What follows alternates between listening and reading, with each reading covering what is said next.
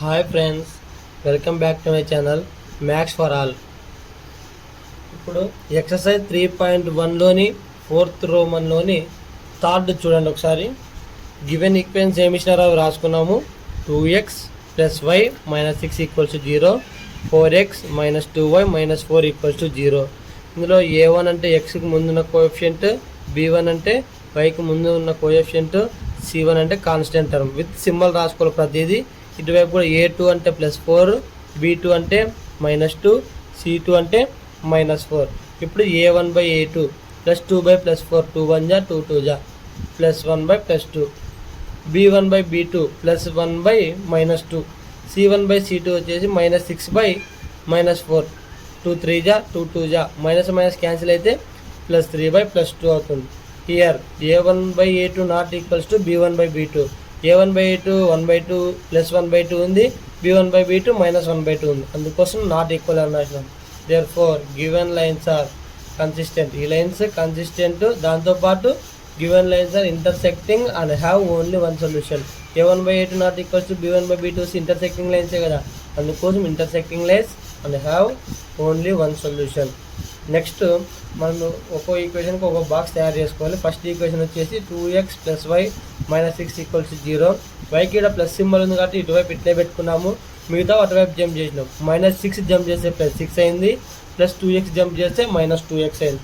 Okay, ఇప్పుడు వచ్చేసి దీన్ని బాక్సులు తయారు చేస్తున్నాం. ఇక్కడ బైలో నంబర్ ఏం లేదు కాబట్టి మనకి ఇష్టం వచ్చిన నంబర్స్ తీసుకోవచ్చు. నేను వచ్చేసి x3 తీసుకున్నాను. ఒకసారి ఇక్కడ చూడండి రఫ్ వర్క్లో. x3 తీసుకున్నప్పుడు y = 6 - 2 × 3, 6 - 2 3 6, 6 - 6 ఏమవుతుంది 0. అంటే నేను 3 తీసుకున్నప్పుడు 0 వచ్చింది, అంటే x3 తీసుకున్నప్పుడు y 0 వచ్చింది.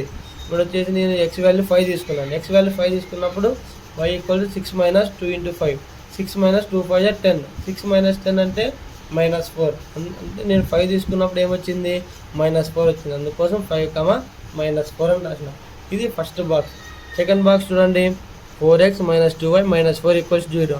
ఇక్కడ జాగ్రత్తగా గమనించండి, ఇక్కడ వైకి మైనస్ ఉంది, ముందు కోఎఫిషియంట్ -2 ఉంది. అందుకోసం నేను సింపుల్గా ఏం చేసిన -2y అటువైపు జంప్ చేసిన. -2y జంప్ చేస్తే ఏమైంది +2y అయింది. ఇటువైపు దాంట్లో వైని ఇట్లే పెట్టుకొని మిగతా వాటిని జంప్ చేసిన, ఇటువైపు వైని జంప్ చేసిన. ఎందుకు వైని జంప్ చేసిన అంటే ఇక్కడ వైకి నెగిటివ్ సింబల్ ఉంది, అటువైపు జంప్ చేస్తే పాజిటివ్ సింబల్ అవుతుంది. అందుకోసము -2y జంప్ చేసిన, +2y అయింది. 2y అంటే 2 × y, ఇంటూలో ఉన్నట్టు ఇటువైపు వస్తే /2.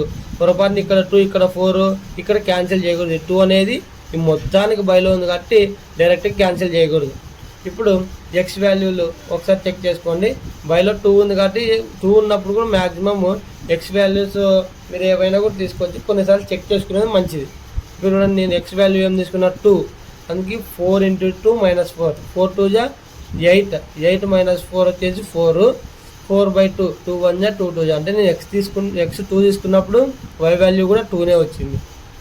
నెక్స్ట్ ఏం చేసిన x వాల్యూ 4 తీసుకున్నా, y = 4 × 4 -4/2, 4 4 16 -4/2, 16లో 4 సబ్ట్రాక్ట్ చేస్తే 12/2, 2 1 2 6 అంటే x వాల్యూ 4 తీసుకున్నప్పుడు y వాల్యూ ఏమొచ్చింది 6 వచ్చింది. దీనికి సంబంధించిన గ్రాఫ్ చూడండి ఒకసారి. y యాక్సిస్ x యాక్సిస్, ఇటువైపు x dash y dash. Numbers same as it ఈజ్గా ముందు గ్రాఫ్ లానే వేసుకున్నాము.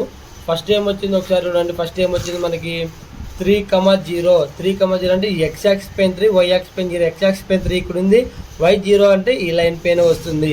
నెక్స్ట్ వచ్చేసి ఏముంది 5, -4 అనేది, అంటే x యాక్సిస్లో 5, y యాక్సిస్లో -4, అందుకే ఇక్కడ ఉంది. ఈ రెండు పాయింట్లు జాయిన్ చేస్తూ ఈ లైన్ ఇలా గీసిన.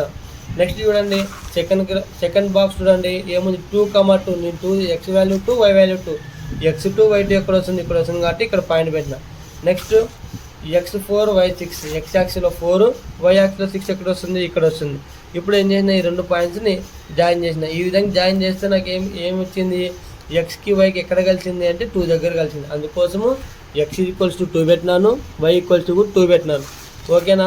స్కేల్ వచ్చేసి సేమ్ ఇందుకు ముందులాగే. On x axis 1 cm = 1 unit, on y axis 1 cm = 1 unit. ఇది థర్డ్ వన్, దానికి సంబంధించిన గ్రాఫ్. మీరు వీడియోని స్కిప్ చేసుకుంటూ చూస్తే మీకు సరిగ్గా ఏం అర్థం కాదు. వీడియోని పూర్తిగా చూడండి, అసలు స్కిప్ చేస్తే మీకు అర్థం కాదు. స్కిప్ చేయకుండా వీడియోని పూర్తిగా చూడండి.